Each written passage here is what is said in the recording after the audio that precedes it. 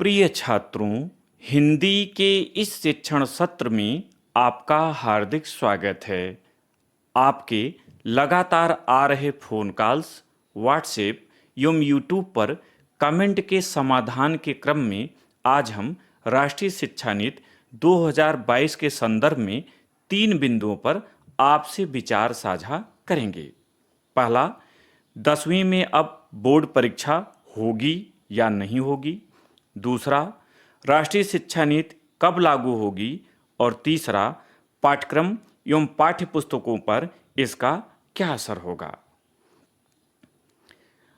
आप जानते हैं कि 1986 के बाद वर्ष 2020 में भारत सरकार ने नवीन परिवेश के अनुकूल शिक्षण व्यवस्था को चुस्त दुरुस्त करने के उद्देश्य से राष्ट्रीय शिक्षा नीति का मसौदा प्रस्तुत किया, जिसमें देश भर के तमाम विद्वानों, समाज सेवियों, राजनेताओं, शिक्षाविदों आदि के विचारों को आमंत्रित किया गया।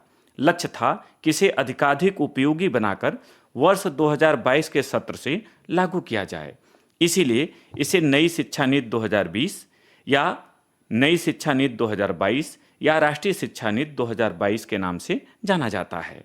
इसमें 10-2 के स्थान पर 5-3-4 के पैटर्न को स्वीकार किया गया है।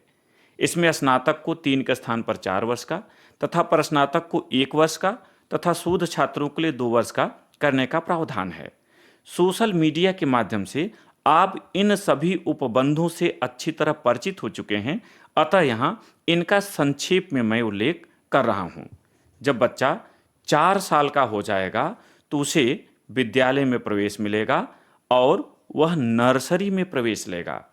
5वें वर्ष में जूनियर केजी, 6ठे वर्ष में सीनियर केजी, 7वें वर्ष में पहली कक्षा और 8वें वर्ष में वह दूसरी कक्षा में जाएगा। और इन 5 वर्षों को मिलाकर फंडामेंटल स्टेज कहा गया है। राष्ट्रीय शिक्षा नीति में जो अगले 3 वर्ष होंगे उन्हें प्रिपरेटरी स्टेज कहा गया है। बच्चा जब 9वें वर्ष में प्रवेश करेगा तो वह 3 में जाएगा, 10वें वर्ष में 4 में और 11वें वर्ष में 5 में जाएगा। ये 3 वर्ष उसके प्रिपरेटरी स्टेज के होंगे। साथ ही अगले जो 3 वर्ष होंगे उन्हें मिडिल स्टेज नाम दिया गया है। बच्चा जब 12वें वर्ष में प्रवेश करेगा तो कक्षा 6 में, 13वें वर्ष में 7 में, 14वें वर्ष में 8 में जाएगा और इन 3 वर्षों को मिडिल स्टेज कहा गया है। अगले जो 4 साल होंगे उन्हें सेकेंडरी स्टेज कहा गया है। बच्चा जब 15वें वर्ष में प्रवेश करेगा तो वह कक्षा 9 में, 16वें वर्ष में 10 में, 17वें वर्ष में 11 में और 18वें वर्ष में 12 में प्रवेश करेगा, जिसे सेकेंडरी स्टेज कहा गया है। इतना ही नहीं, स्नातक की परीक्षा अब 3 और 4 2 तरह की होगी, 3 वर्षों की और 4 वर्षों की। और इतना ही नहीं, यदि कोई स्नातक में 1 वर्ष पढ़ करके छोड़ देता है तो उसे सर्टिफिकेट मिलेगा। 2 वर्ष उत्तीर्ण करके छोड़ता है तो डिप्लोमा, 3 वर्ष करके छोड़ता है तो उसे डिग्री मिल जाएगी, वो स्नातक कहा जाएगा। किंतु जिसे हायर एजुकेशन में जाना है, जो एमए या परस्नातक करना चाहेगा, उसे 4 वर्ष का स्नातक करना होगा।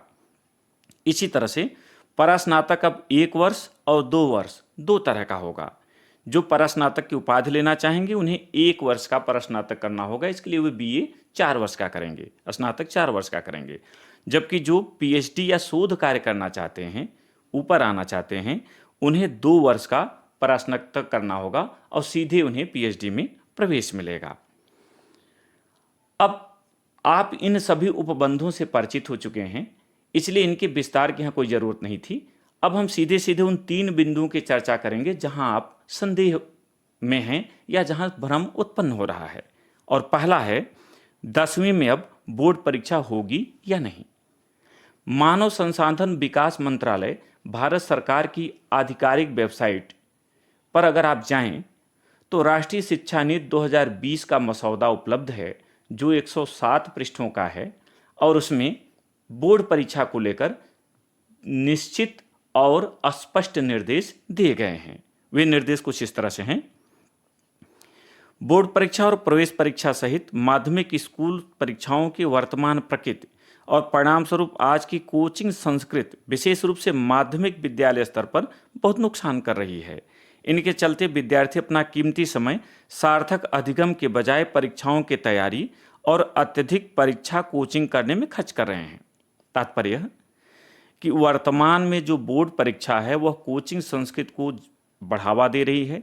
इससे बच्चों का अत्यधिक समय वहाँ खर्च हो रहा है और उनका ज्ञानार्जन कम हो रहा है।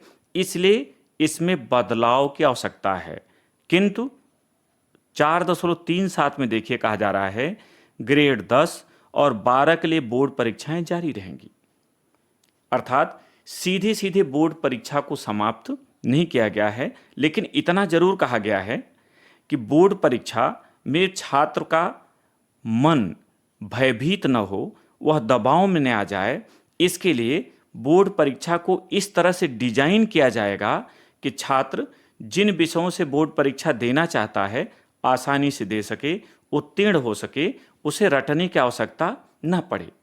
इतना ही नहीं, जरूरत पड़े तो छात्र को स्कूल वर्ष के दौरान 2 बार बोर्ड परीक्षा देने की अनुमति दी जाएगी, एक मुख्य परीक्षा और यदि वांछित हो तो एक सुधार के लिए। यदि उसे किसी विषय में समस्या है तो सुधार के लिए वो दूसरी बोर्ड परीक्षा उसी वर्ष में दे सकेगा।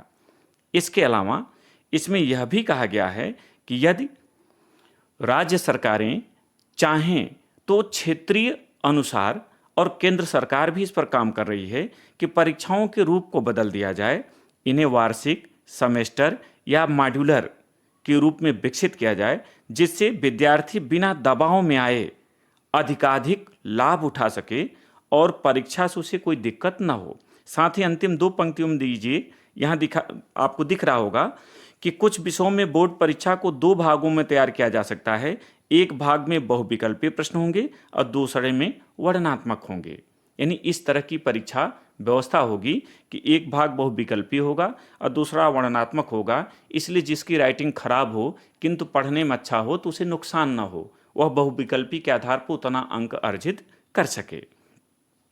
इसके साथ ही इन्होंने यह भी कहा कि परीक्षाओं में रटने की प्रणाली को हटाया जाए और 3, 5, 8 में भी ऐसी परीक्षाएं ली जाएं जो बच्चों के अधिगम को विकसित कर सकें। तात्पर्य है कि इसके अनुसार 10वीं की बोर्ड परीक्षा तत्काल समाप्त नहीं की गई है, किंतु छात्रों के मन पर बोर्ड परीक्षा का दबाव न हो, इसके लिए प्रयत्न किए जाएंगे और भविष्य में इसका रूप बदला जाएगा। हो सकता है कि बोर्ड परीक्षा का स्थान पर इसे कोई नया नाम दे दिया जाए या कोई और व्यवस्था लागू कर दी जाए।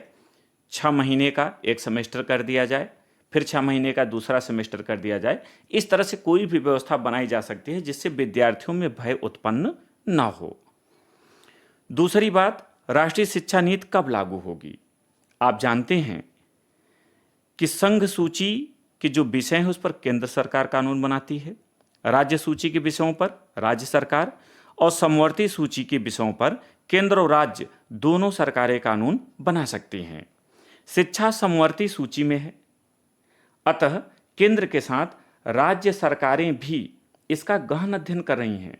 कुछ राज्यों के सरकारों ने इसके प्रावधानों को लागू करने की दिशा में काम करना भी शुरू कर दिया है। यद्यपि उत्तर प्रदेश में यह अभी लागू नहीं है और इस सत्र में इसके सभी प्रावधान लागू हो पाएंगे इसकी संभावना कम है, क्योंकि इसके लिए अभी कई तैयारियां करनी हैं जिसमें समय लग सकता है। तीसरा, पाठ्यक्रम एवं पाठ्य पुस्तकों पर इसका क्या असर होगा? जब राष्ट्रीय शिक्षा नीति के सभी प्रावधान लागू हो जाएंगे तब पाठ्यक्रम और पाठ्य पुस्तकों का कलेवर बदल जाएगा। पाठ्यक्रम अपेक्षाकृत छोटा होगा और पाठ्य पुस्तकें एनसीईआरटी पैटर्न पर हो जाएंगी। सत्र 2022-23 की किताबें बाजार में आ चुकी हैं। उनमें से कई विषय पहले से ही परिवर्तित हैं, किंतु हिंदी में भी परिवर्तन नहीं हुआ है। अतः इस सत्र में यही किताबें चलेंगी और इस सत्र तक ये परिवर्तन का कार्य चलता रहेगा।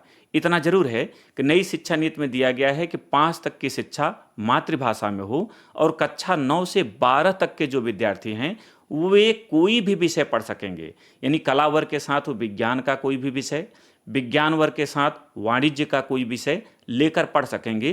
कोई प्रतिबंध उन पर लागू नहीं होगा। अंत में विद्यार्थियों से 2 बातें।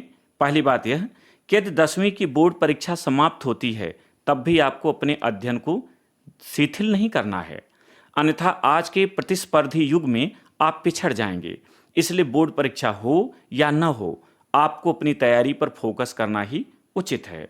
और दूसरी बात, यदि 10वीं की बोर्ड परीक्षा समाप्त नहीं होती है तो भी आपको घबराने की कोई ज़रूरत नहीं है। आप इससे अपनी तैयारी का आकलन कर सकेंगे और भविष्य के लिए योजना बना सकेंगे कि आपको किस क्षेत्र में जाना चाहिए। इस भाग में इतना ही, इस वादे के साथ कि जैसे ही राष्ट्रीय शिक्षा नीति से संबंधित कोई नया अपडेट आएगा, आप तक उसे उपलब्ध कराया जाएगा, जिससे आपकी जिज्ञासा का समाधान हो सके। बहुत बहुत धन्यवाद।